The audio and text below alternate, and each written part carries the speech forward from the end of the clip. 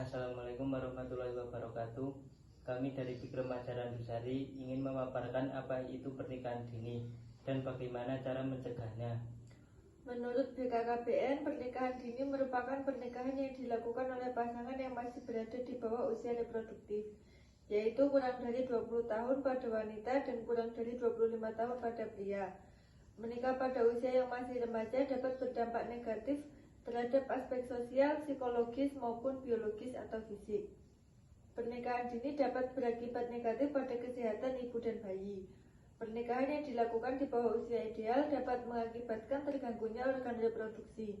Apabila terjadi kehamilan dini, maka dapat menjadi kehamilan yang beresiko dan memunculkan masalah kesehatan pada ibu selama kehamilan, seperti keguguran, anemia, dan preeklamsia, bahkan kematian pada ibu. Tak hanya pada ibu, kehamilan dini juga menimbulkan masalah kesehatan pada bayi, seperti bayi lahir dalam keadaan prematur, berat bayi lahir rendah, kurang gizi, dan pertumbuhan terhambat atau stunting. Adapun beberapa penyebab terjadinya pernikahan dini diantaranya yaitu yang pertama, budaya. Pernikahan dini lebih banyak terjadi di kalangan perempuan dan biasanya terjadi pada masyarakat desa. Sebab dalam lingkungan masyarakat seperti itu biasanya memiliki asumsi, khususnya masyarakat Jawa, bahwa perempuan yang telah menginjak usia balik atau telah memasuki usia remaja sebaiknya lekas-lekas dinikahkan. Sebab jika tidak akan mendapat cemoohan dan julukan sebagai perawan yang tidak laku, atau bahkan lebih menyakitkan lagi, yakni dengan sebutan perawan kaset. 2. Ekonomi. Perkawinan usia muda terjadi karena keadaan keluarga yang hidup di garis kemiskinan. Untuk meringankan beban orang tuanya, maka anak wanitanya dikawinkan dengan orang yang dianggap mampu. 3. Pendidikan. Rendahnya tingkat pendidikan maupun pengetahuan orang tua, anak dan masyarakat menyebabkan adanya